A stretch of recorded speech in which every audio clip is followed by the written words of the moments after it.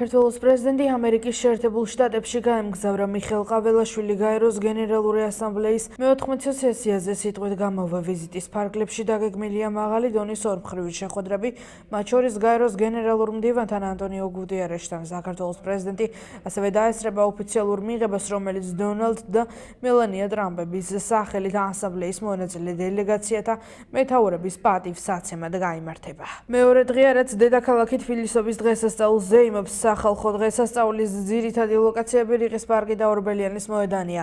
თბილისობის პარკებში მთელი დღის განმავლობაში დაგეგმილია სხვადასხვა გასართობი და საბავშვო ღონისძიება.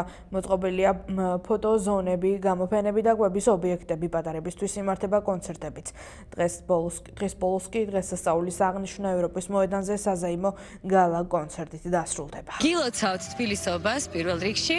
სანი სტუდიო უკვე რამდენიმე წელია აქტიურად მონაწილეობს თბილისობის კონცერტებზე და მე ვფიქრობ, რომ ბავშვებისთვის ძალიან კარგი აქტივობებია და არა მხოლოდ ბავშვებისთვის. გრძელდება შემოდგომის დღესასწაული და დღესაც ველოდებით ვიზიტორებს ორბელიანის მოედანსა და რიყის პარკში 12 საათიდან გვიან ღამემდე მრავალფეროვან პროგრამას შემოგთავაზებთ. ველოდებით ოჯახებს, რომ ოჯახის თითოეულმა წევრმა იპოვოს მისთვის საინტერესო სივრცე და აქტივობა.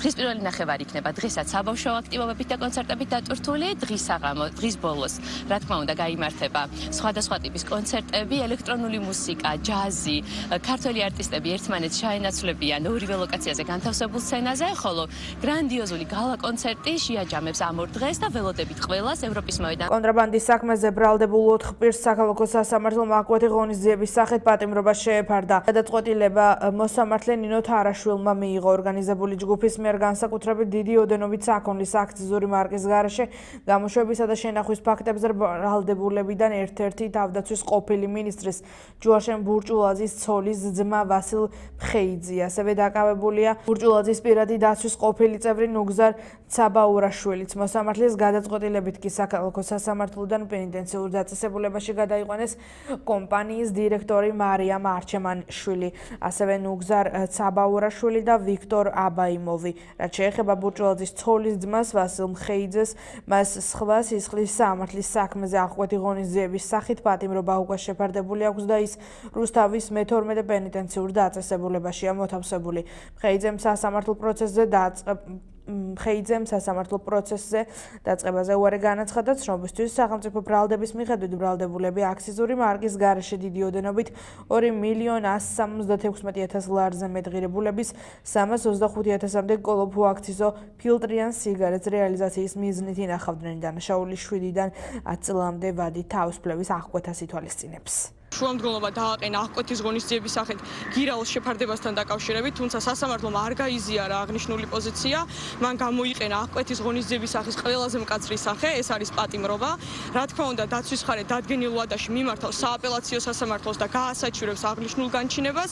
აქვე მოგახსენებთ, რომ ბრალდებული თანამშრომლობს გამოძიებასთან და ელოდება, რომ მიიღებს შესაბამის სამართლებრივად დადგენილ შეღავათებს. წარდგენილ ბრალდებაში მარიამ არჩემაშვილი თავს დამნაშავედ მიიჩნევს იმ ნაწილში, რომ იგი იყო დირექტორი, მისი მხრიდან დაკონკრეტებული იყო და დაცვის მხრიდან დაკონკრეტებული იყო, ის იყო ფიქტიური დირექტორი, იგი არ ასრულებდა დირექტორის მოვალეობას, ეს იყო მისი პოზიცია ამ სასამართლო პროცესზე.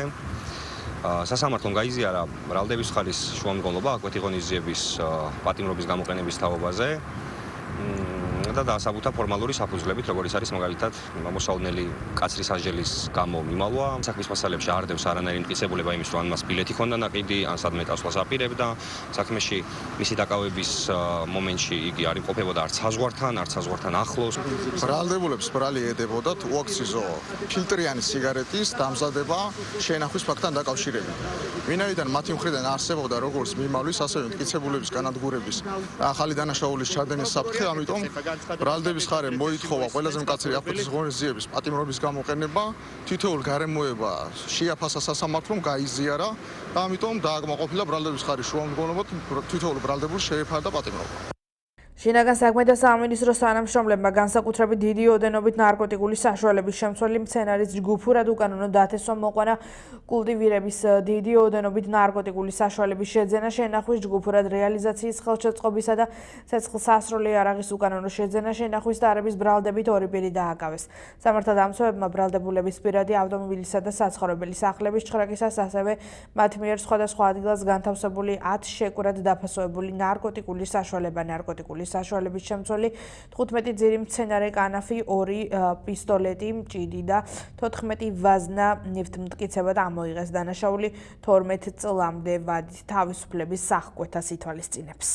ახალციხის მუნიციპალიტეტის ქართული ოცნების მერობის კანდიდატმა მორიგი შეხვედრები რაბათის უბანში თამარაშვილისა და ხანძთელის ქუჩის მცხოვრებლებთან გამართა. მან მოსახლეობას ის მთავარი პროექტები გააცნო, რომელთა განხორციელებასაც აპირებს ვარლამ წიგლაურმა, ასევე მუნიციპალიტეტის ტურისტულ პოტენციალზე ისაუბრა და აღნიშნა, რომ მისი ერთ-ერთი მთავარი პრიორიტეტი ამ მიმართულების გაძლიერება იქნება.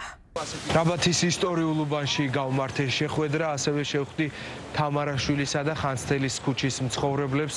ვისაუბრეთ არსებულ საჭიროებებზე, ყურადღება გავამახვილე მომდენო 4 წლის განმავლობაში რა პროექტებს გეგმა იმისათვის, რომ ჩვენი ქალაქი უფრო მეტად განვითარდეს. ახალციხის მუნიციპალიტეტში ვაგრძელებთ საარჩევნო კამპანიას. ქალაქში გავმართეთ 5 შეხვედრა, მოვისმინეთ მოსახლეობის საჭიროებები და დავპირდით მათ, რომ პრიორიტეტების მიხედვით ეტაპობრივად გადავჭრით მათ საჭიროებებს.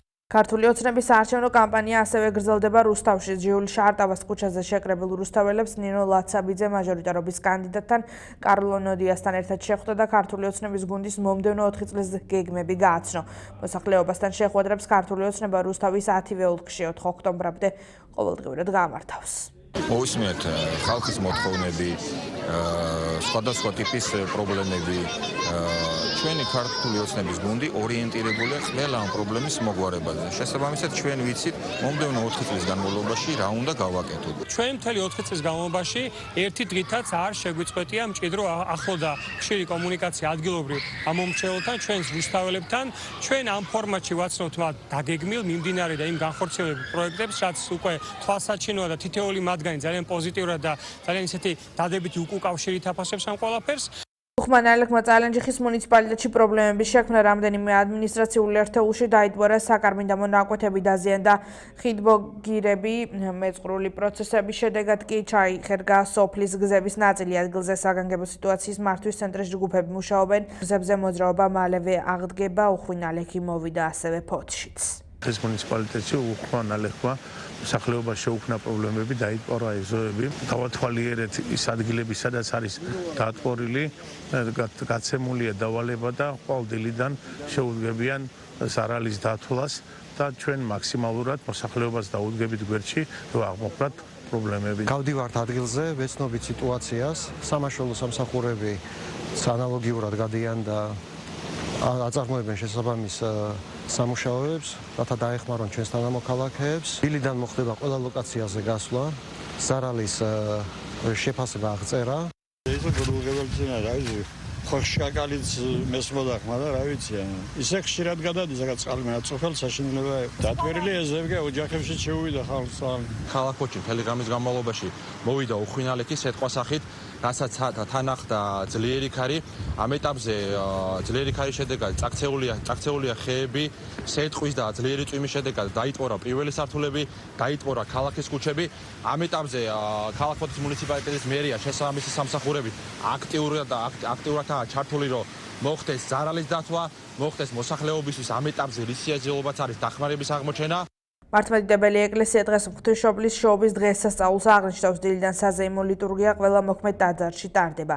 სამების საკათედრო ტაძარში ღვთისმსახურება მეუფეშიო მაღავლინა და მრევლს ქადაგებით მიმართა.